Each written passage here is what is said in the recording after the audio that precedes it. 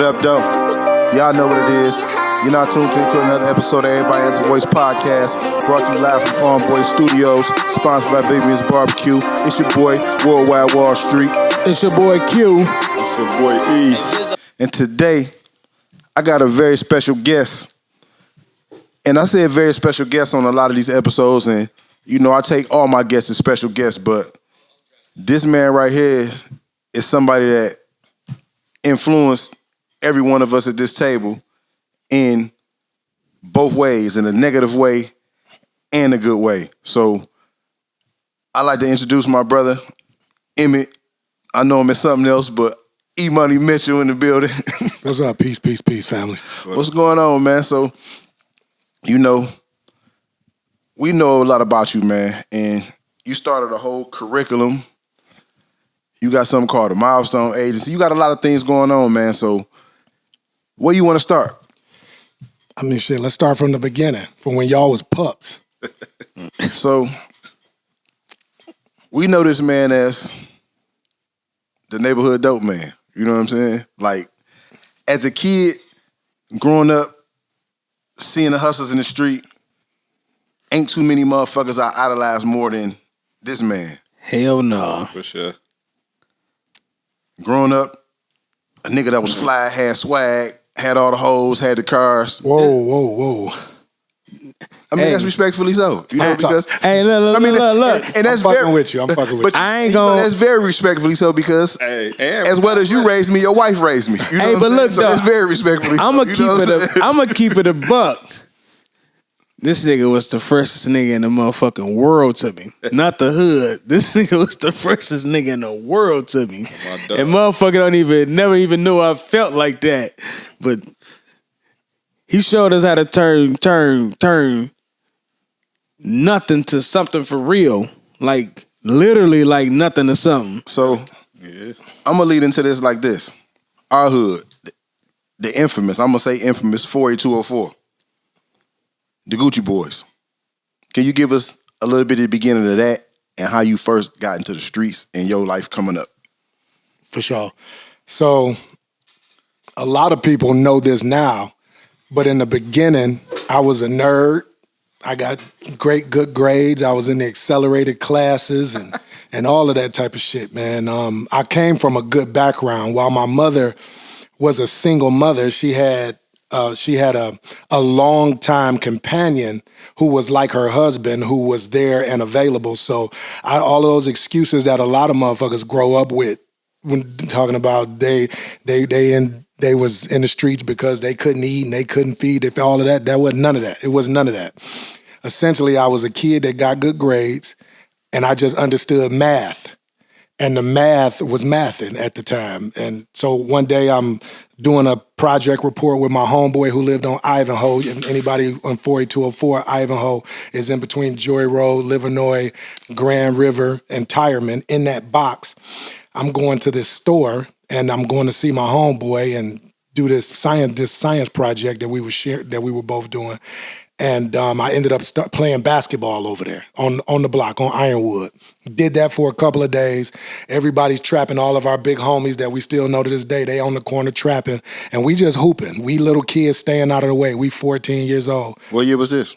This was maybe 90, 89. 87, 88. No, this was 80. No, it wasn't 90. You're right. It was 88, 89. So the 88, 89 school year going into the summer, I started going over there hooping every day.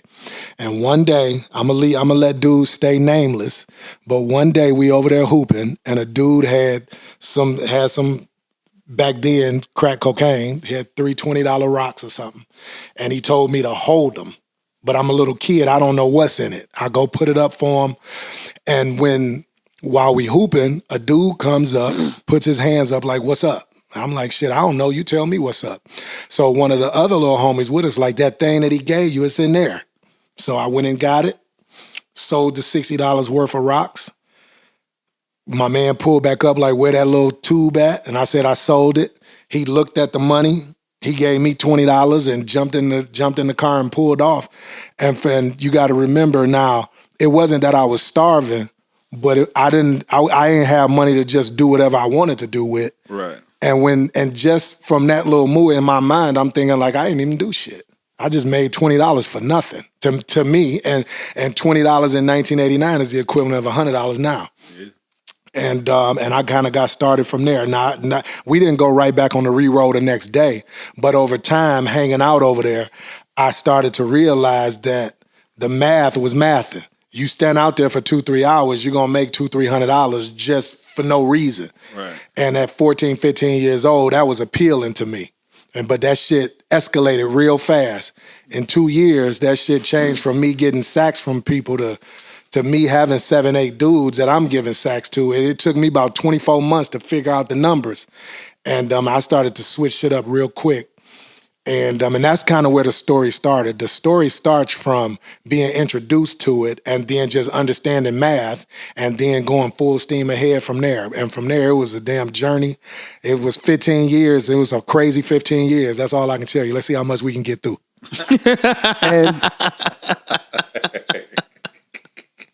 Okay, so like this shit can go so. We gonna save a lot of this shit for 48204. Okay. You can't give them all this shit. A lot of this shit is going in the series 48204. All right, bet. But I'm gonna ask you this. You got shot. Mm-hmm. The infamous Deuce Inn Massacre. You survived that. Steady was in the streets. What made you maintain going to school? That's a good question. So, fast story, because we don't have a lot of time. My mother came to me one day. I'm heavy at this time. But at this time, I'm 19 years old, and I'm real heavy.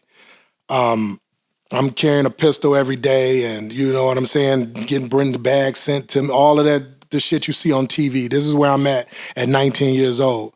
But I wasn't the average 19-year-old. I go to my mother's house, and I'm going to the store to go grab her something, and she walked to the front door, and my mother said, "What you gonna do?" And I said, I'm getting ready to go to the store and go get the stuff you told me to get off the list. She said, "No, what you gonna do with your life?" And so when I came back from the store, she said, "You're gonna have to do something." She said, "Do you really think that you about to do this shit forever?" She's like, this ain't even you, low-key. Like, low-key, you was put on earth to do something magnificent. This ain't it. So I went to go get my GED just to shut her up. Not to shut her up like I don't want my mother talking, but just I wanted to give her something to be proud of. I wanted her to off my back. Right. Mm-hmm. And because I told her I'm going to go to college. I'm going to go get this GED and go to college. I never had no intentions on going to college. Real quick story. We beefing with Joy Road. I'm riding in that convertible powder blue. Powder blue Granville, and who I thought was Joy Road behind me was the police. I bust a U-turn, I pulled out a pistol, and I jumped out ready to get busy because I thought they were following me because they had been driving a Crown Vic, but it was the police. And when they jumped out, they drew their weapons. I put my weapon up and I put my hands up. I was between my car door and their car. Police officer smacked me in the head with a pistol. I saw that as an opportunity to run. I pushed him out the way, and I took off running. He started threatening my life, and there were shots were fired. I was on the run for 60 days, and my attorney said, whatever happens, don't get caught with another pistol. I was on the run. They took my car. They arrested my 2 homeboys that was with me, and they were looking for me after these gunshots were exchanged. And so they was threatening my life and all of this. They end up catching me. To make a long story short, I ended up beating the felonious assault on the police, but I still had a pistol case. The judge put me on lifetime probation. And he said, the only reason why I'm not sending you to prison, because I know, even though you beat this case, I know that you a problem. It's just too much. Your name is in too much shit. You a problem. Damn. He said, the only reason why I'm going to give you lifetime probation is because if you enroll in college, I'll let you off probation. Because my attorney was telling him he's going to college, he just got his GED. So my mother, by the grace of God, by putting pressure on me, had me go get my GED. And I had something to show the judge. Right. The judge said, if you go to college, I'll let you off probation. Lifetime probation. That's what got me into college. I went to college because of that, and going to college changed my life. And so that's the short version of that story, but it's a lot more to it. We're going to put it in the 48204 movie. Say it again. What school you went to? I went to, so you talking about college? Yeah. I went to the University of Detroit Mercy. I knew it was a private school. No, I know. And there was a lot going on at the time. And Dr. Harvey, God rest his soul, Ain't no doubt. he was the plug. He put me on so much. He got me together. And I'm talking about I'm a grown man at the time. I'm 20. And so this man was influential in my life from as a little boy all the way until I became a man. And so that just goes to show you, that's one of the things I learned, that you have to be mentors. You have to mentor these kids and help moving them in the right direction. Yeah. And it's crazy you said that because like as a 44-year-old man, I had reflections on shit that, you know, a motherfucker wouldn't have understood as a child. You know what I'm saying? Mm-hmm. Dr. Harvey passing. And I went to Dr. Harvey's funeral. I'm like, damn, this man really left a huge impact. Hell yeah. Hell yeah. Did you see all of that shit he did? Man, listen, what? Man, I didn't really, you know, you never would have thought that. Who said I can't? You know, Dr. Harvey, we all love Dr. Harvey, but seeing generations, like people even older than you at his funeral getting up speaking 60, like 50, 40, 30, all in there, and he impacted their lives. But look, I remember as a kid going to a banquet and he had Mel Farr and he had all kind of motherfuckers in there, man, giving him, donating him hundreds and hundreds and hundreds of thousands. I'm talking about 200,000, 300,000. Like he had to get probably over $1 million donated to him at this banquet. That shit was crazy. It just showed how good of a guy he was. We talking about 13 back then, 12, 13. So when he died, I just thought about back then, like, damn, these people really did love him all the way up to this day. These people loved him. Mm-hmm.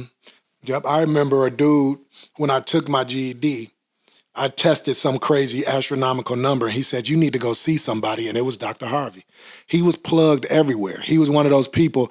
One of the reasons that motivated me to start the Milestones agency. Him and Mr. Moore on Oregon, on your block, but just on the other end of the block. The way that they treated me and the way that they raised me, even when I was into all type of bullshit that I had no business being, they still looked at me as a kid that could be saved. Right. As a human. There you go. And I'm saying, Mr. Moore going to court with me. I'm catching dope case after dope case as a juvenile. They want to commit me to the state. He in court with me, speaking on my behalf after all of that shit. And though when I go through those, when I think about all of those things, it's what drove me to do the work that I do now. In addition to some other shit that I had to go through a psychological metamorphosis, if you will. I had to go through a process to understand how I could repay my debt to society. Even though I didn't find myself caught up in any major legal issues in comparison to the magnitude of what I was doing, I still knew that I owed a debt to God for bringing me out of that shit. Yeah. Halfway sane and almost in one piece. Right. Yeah. So, what was created first? The Milestone Agency, the curriculum? So, the first thing that took place is I wrote a book. And the book's titled Game On. I should have brought a few copies to give y'all, but Game On Consignment, The War on Poverty, Ignorance, and Depression. I dropped that in 2010, and it's just 13 chapters of all of the things that Black people need to understand about our culture and what we can do to address those things, from the education system to saving money to making money to investing to being good in your relationships to raising your children correctly, just all the things that I thought I knew about when I started writing the book. It started as a autobiography, but I'm like, don't nobody know me with the exception of motherfuckers in Detroit, Toledo, Kalamazoo, and maybe a few people in Chicago, but didn't nobody know me. So I said I had to do something and start a process of healing and giving back something back to my people. Right. That started the Milestones Agency in Metro Detroit. After I started doing a lot of speaking engagements, I felt like it was time to start actually serving, start doing the shit in the book that I wrote about. Right. And so with the support of a group of people, they helped me build an agency. And our agency is small, but it looks big because our partners are so big. Okay. We partner with COTS. We partner with the Blue Baby, the Park West Foundation, Blue Babies. We have 15 to 20 different partners in the community that allow us to serve a lot of people. That's good. I like that. For sure. Dope. That's dope. So damn, that kind of just, that shit's like amazing. Like, hell yeah, that coming shit from you, is you know what I'm saying? hell yeah, it's amazing. Well, we're gonna be bouncing back and forth for the whole episode because it's a lot, and I know we won't cover everything tonight, but with everything that we talk about, I want to at least put a positive spin on it or explain what I learned from it. Because the young men that come through my program, none of them never even knew I was in the streets, and the reason why is because I never had a story to tell them to scare them away. Yeah. If you follow what I'm saying, like I didn't What you have. mean you ain't have a story to tell them to scare them away? Well, I had some stories to tell them, but it wasn't the type of stories that if a dude want to start selling dope that they would say, oh, no, I ain't doing that. If they already got 1 foot in, I didn't have those stories because the stories that, I don't want to say it like this, but I was smart enough to avoid a lot of dumb shit and keep the main thing for a long time. Yeah. And so I didn't have that story that I could tell a young person to say, don't do it because if you do it, you're going to end up like me. Yeah. There's some young motherfuckers that say, I want to end up like that. Mm-hmm. And so I always would try to steer clear talking to the young people about what I used to do because I just didn't feel like I had that scare story, if you feel me. I remember that speech. Like it ain't a bad ending to what you had going on. Well, there's some bad endings, but shit, the bounce back and some kids don't get scared. Like the first time I was shot, man, I was 15 years old. The second time I was shot, I was 19, and the third time I was shot, I was 20. That don't scare kids. They don't think that ain't gonna happen. Jail don't scare them neither. Jail don't scare them either. Nope. You know what I'm saying? Not these youngsters today. You know what I'm saying? That's crazy. That's a part of it. Like in some circles. But if you think about it, like That's they bad. that shit didn't even scare us. Like think about it. That's facts. When he got shot, like we thought he was Tupac when he got shot on the deuce. He bounced back and I remember seeing that shit out there on the corner of Ivanhoe. You stand out there, the phone booth bandaged up and everything. Mm-hmm. That nigga a G. You know what I'm saying? We think the goofiest shit. So, damn, in hindsight, that's fucked up. So I would always keep that shit on the low. I remember one day we were in a basement, me and some of the big homies, and everybody in the basement had been shot. And they was like, you the only one that ain't been hit yet. It's your turn coming, because damn, we all been hit. You ain't even been hit yet. I'm talking about the big homies. Big C was down there. O-Dub was down there. You know, everybody had been shot. And the shit was like a rites of passage. That's insane. That shit is insane. That's insanity. You know, it is insanity because we look at motherfuckers in the burbs like they weird, but we really the weird ones. I say this shit all the time. We the ones who weird. We ain't motherfuckers shooting. We ain't taking cover. We trying to see where it's coming from. They getting the fuck on. We ain't scared. They scared in a motherfucker and ain't never coming back. We is the ones that's mentally fucked up. For sure. Hell yeah. Yeah, and that was by design, but we definitely ain't got enough time for that. But that's by design. I gotta ask you something though, like, and it's personal, but it kind of can relate to all three of us because the influence that you had on us, and you seen us go down certain paths, and I'm sure you know you had influence on all of us, especially me, because we had a personal relationship in the streets. You know what I'm saying? Oh, for sure. He just come pick me up. It's like me going to prison, getting 22 years. Him going to prison, getting all the time he had. Him getting shot. Did that ever make you feel some type of way? Like, damn, I kind of destroyed my little homies.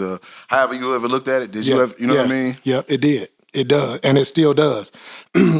We was just talking about somebody whose name I'm not gonna mention, but we was just talking about him over here. Mm-hmm.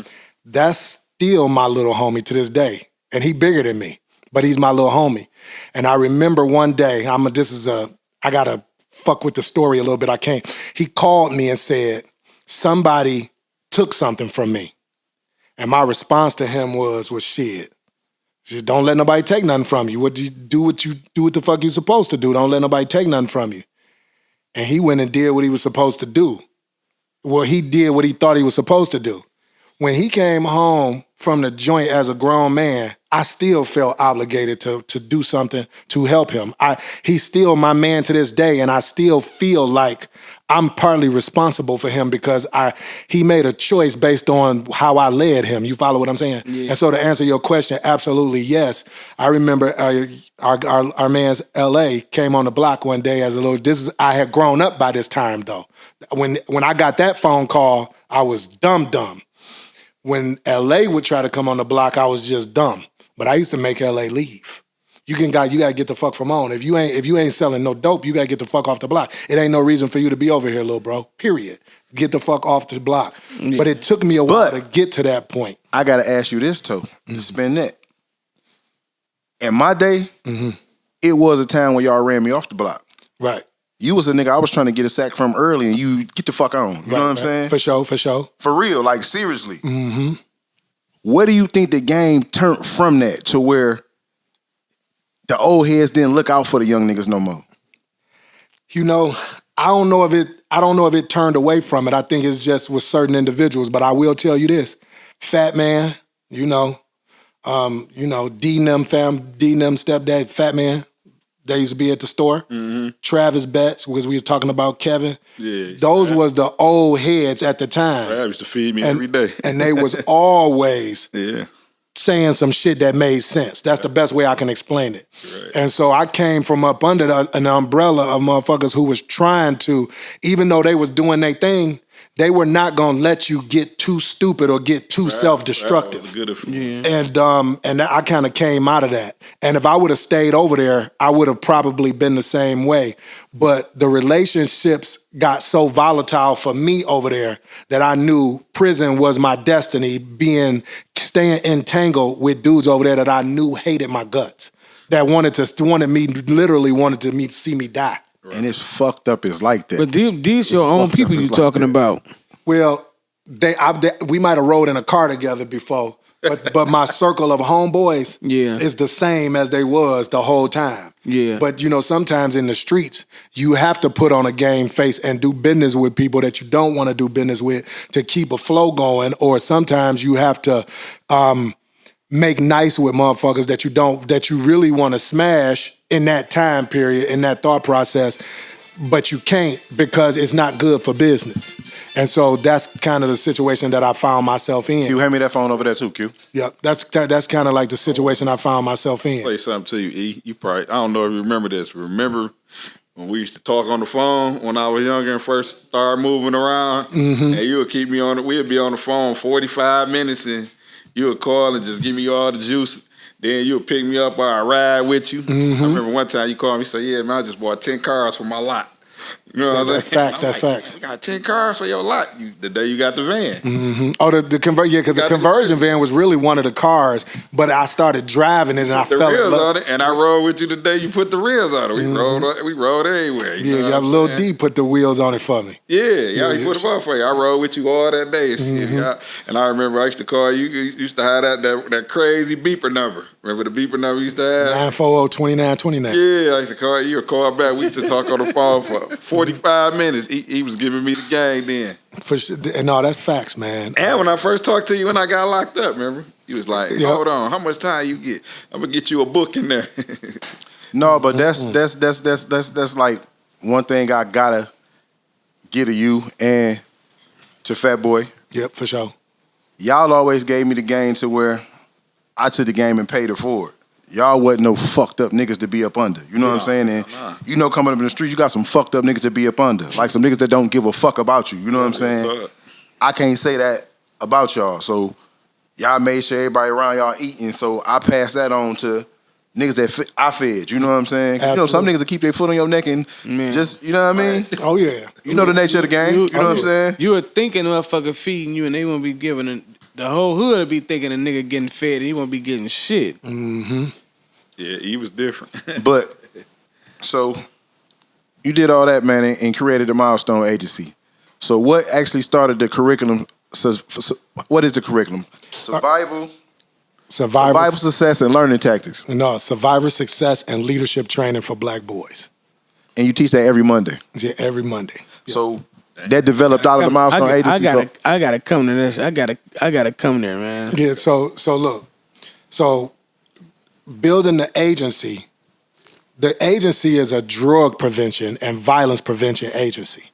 And the reason why I built it that way is because that is the sector in the community in which I felt I had the most negative impact. Where I felt like I made the most negative impact as a grown adult man making choices is the area that I wanted to heal. And so when we built the Milestones agency, we built it as a drug prevention and violence prevention agency. And that's still what it is to this day, 15 years later.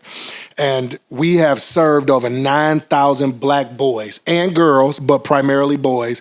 And the Survivor Success and Leadership Training has graduated 354 boys. And I got 54 mentees that I'm responsible for right now to this day. And all of this comes from... Damn, that's a blessing. All of this comes from me understanding the impact, the negative impact that I had on my community. I was a terror.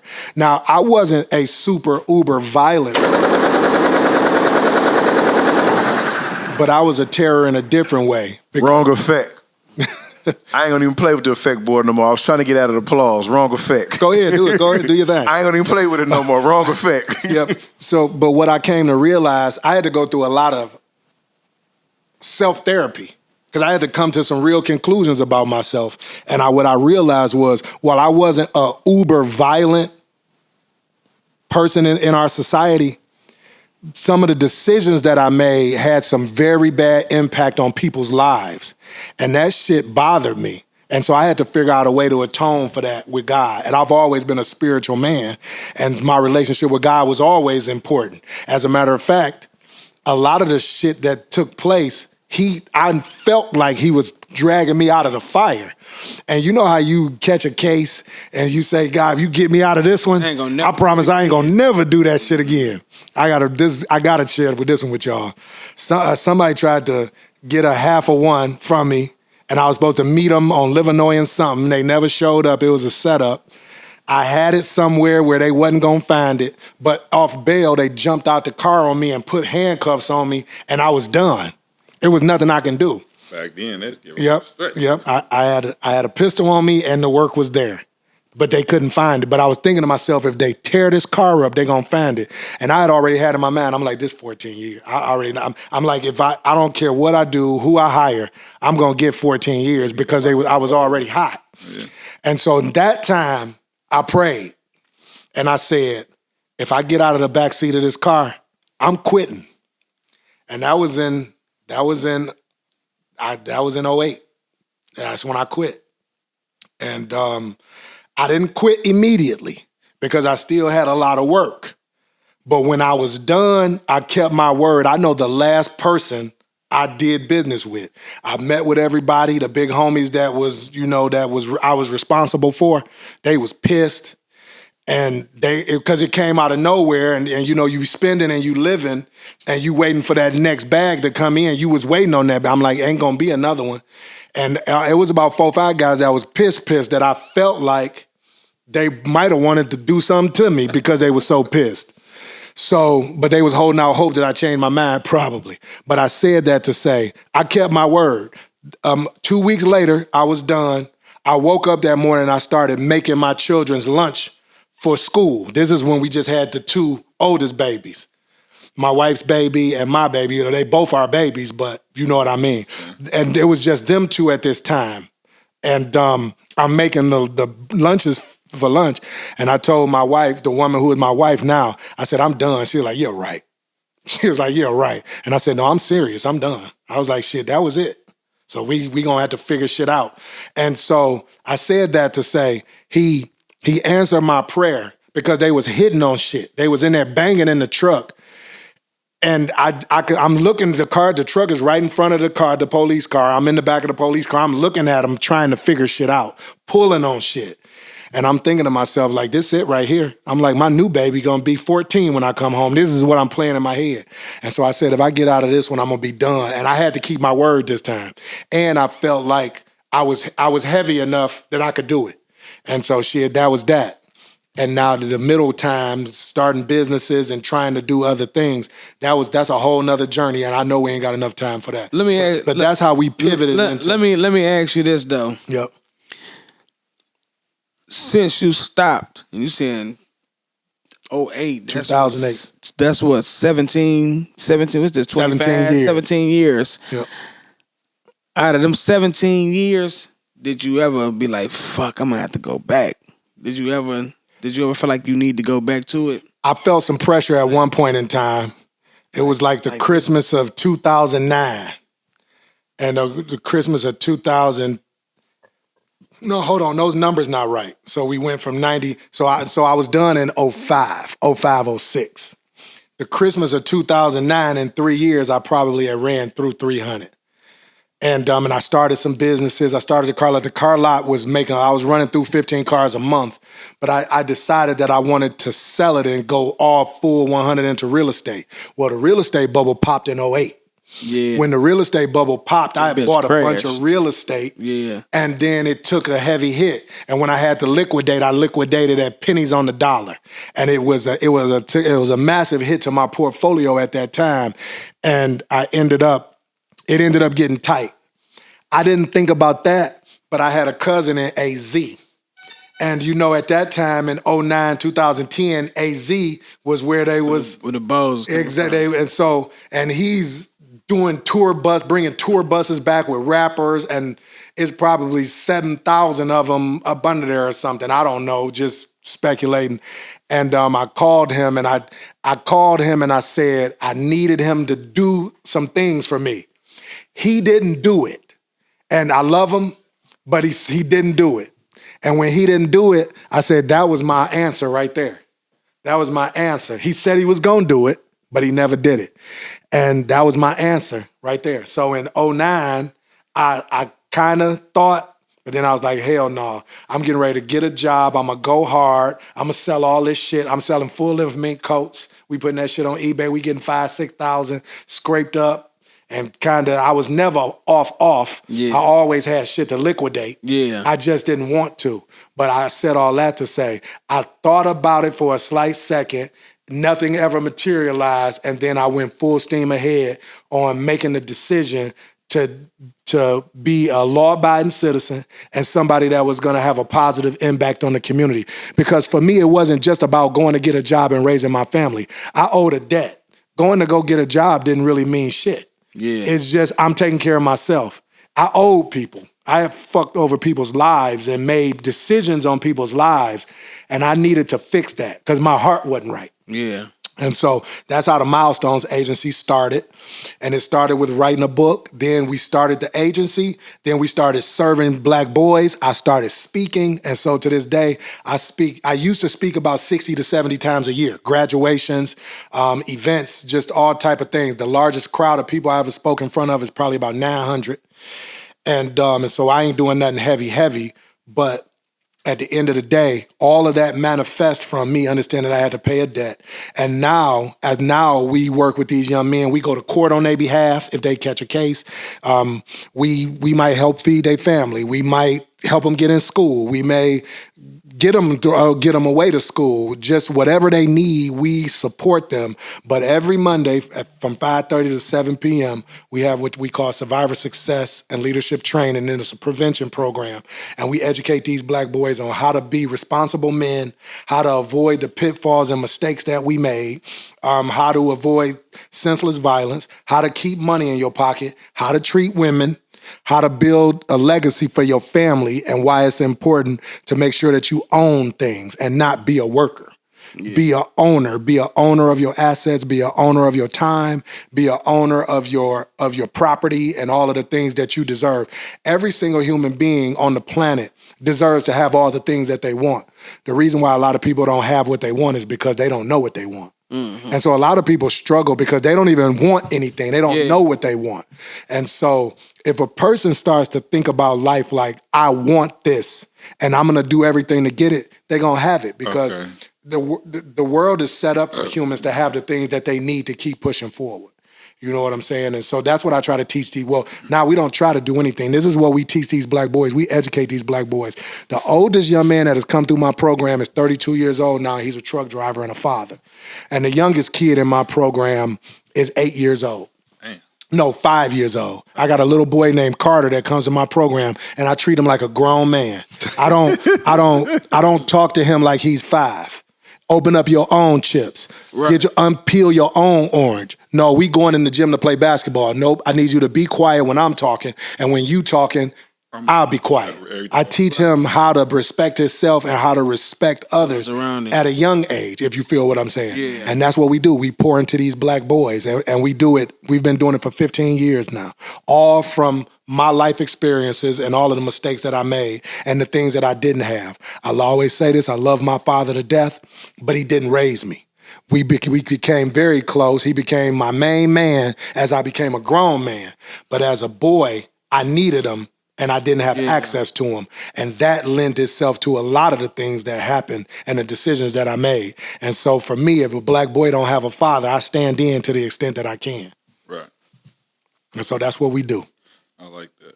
Yeah, that's the truth. You came and set this motherfucker on fire, so where motherfucker just sitting back listening. I don't even got no questions. You know what I'm saying? Hell yeah. But being that this is everybody got a voice, and I'm sure you're used to using your voice, man. But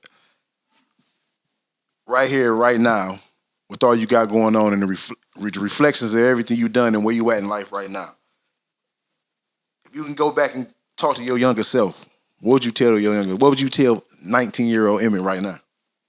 Damn, that's a good-ass question. And that's why I don't talk to my boys about things, because I don't regret much. But there are a couple of things. There's 2 things for sure that I would go back and tell my 19-year-old self. Well, I want to go back to 15, though.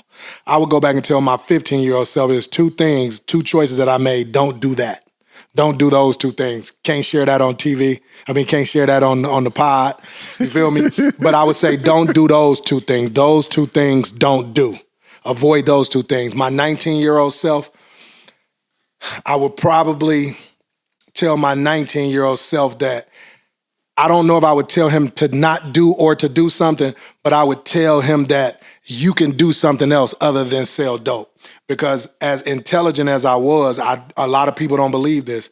At one point in time, dog, I didn't think I could do shit but get money the wrong way. I didn't think that I was capable of anything else.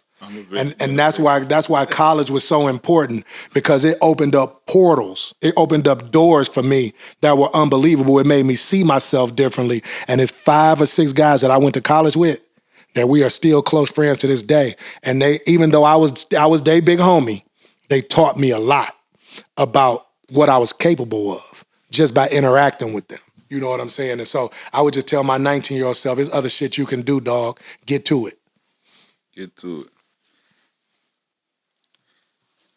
Damn. What year was that you had the Eldorado? You was 21? This nigga. I was about 20. Look, he always was going back to those cars. This nigga. Hey, look, but that Eldorado, that was a badass car, dog. It was like a $50,000 car. It was no way you supposed to be 20 riding that car. I'm just saying that on some other shit. That car, we like. That was a beautiful vehicle. That was a beautiful vehicle.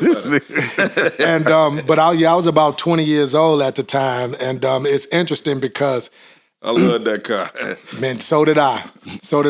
That car was a bittersweet car right there. But what I loved about that car is that my wife loved riding in that car.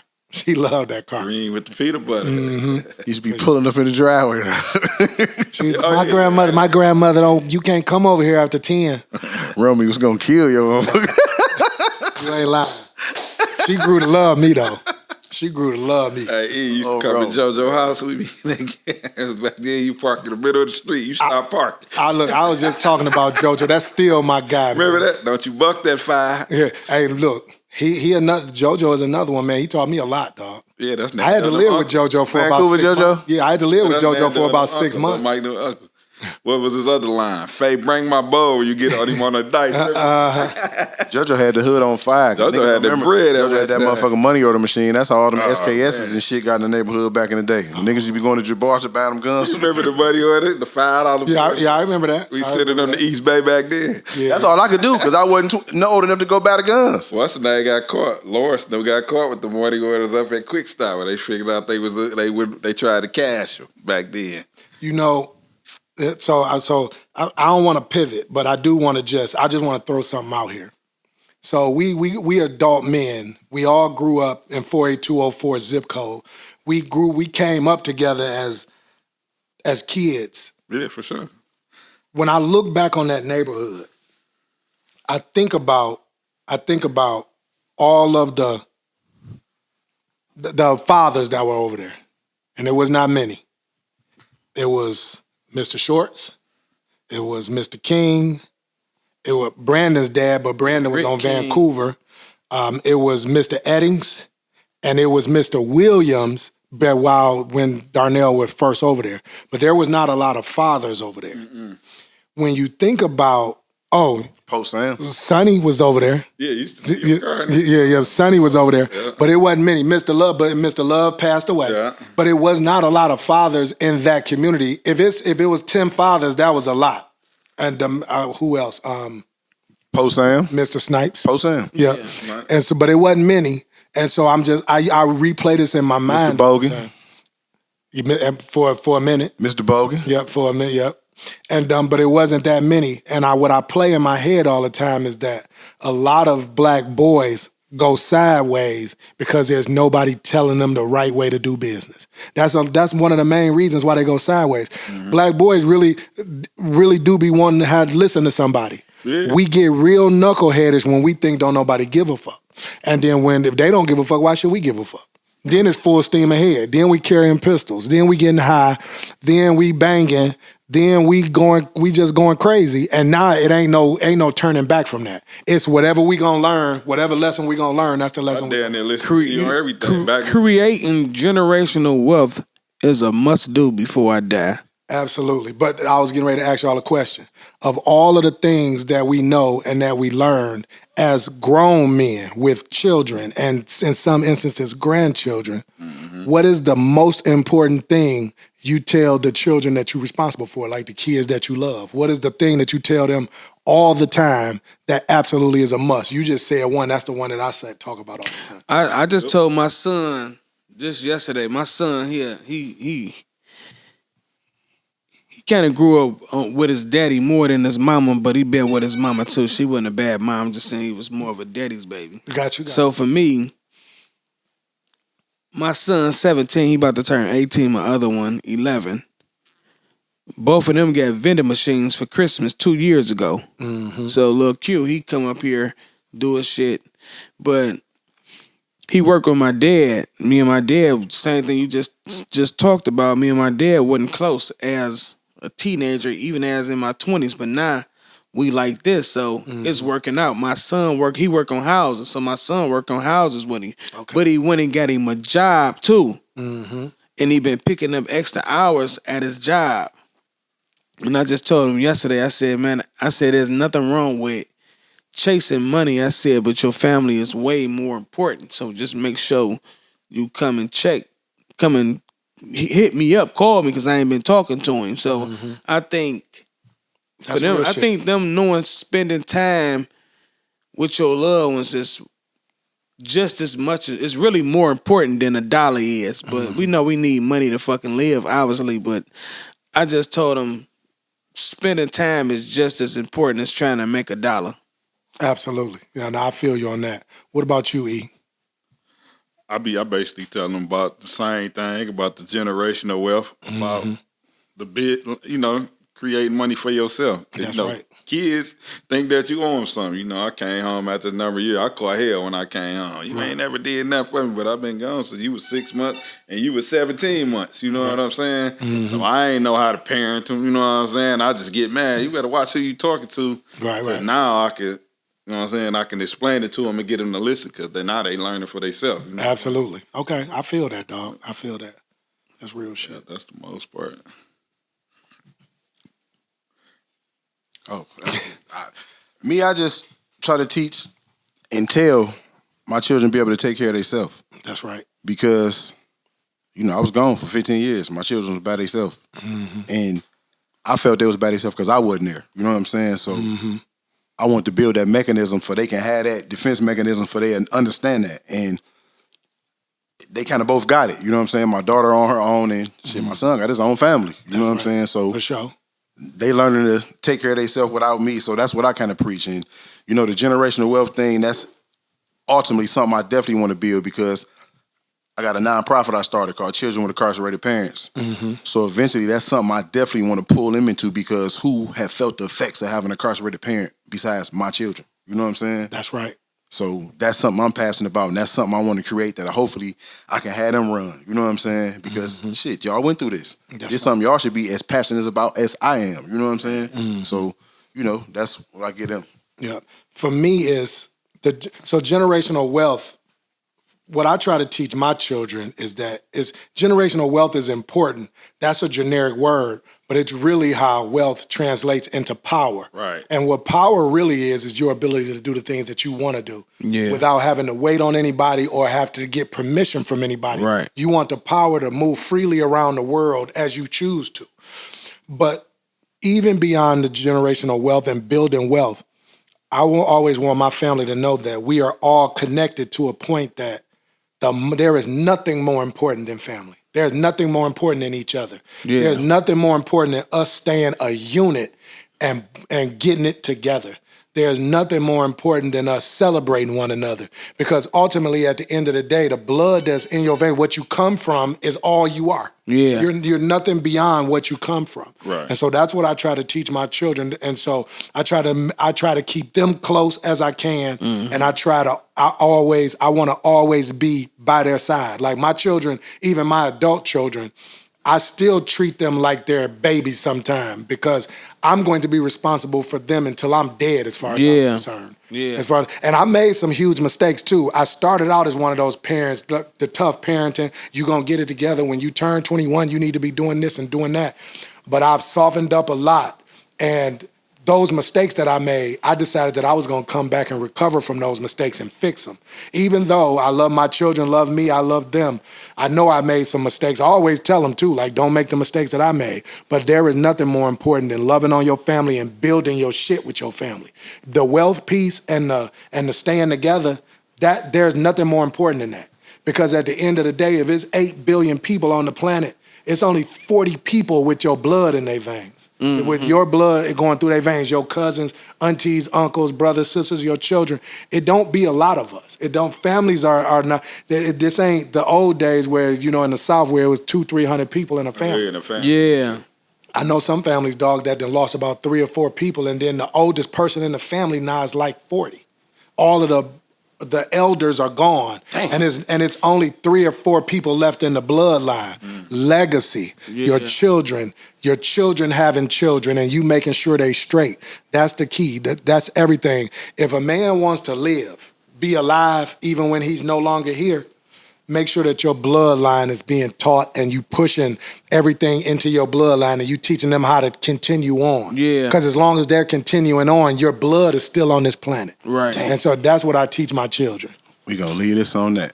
Everybody has a voice.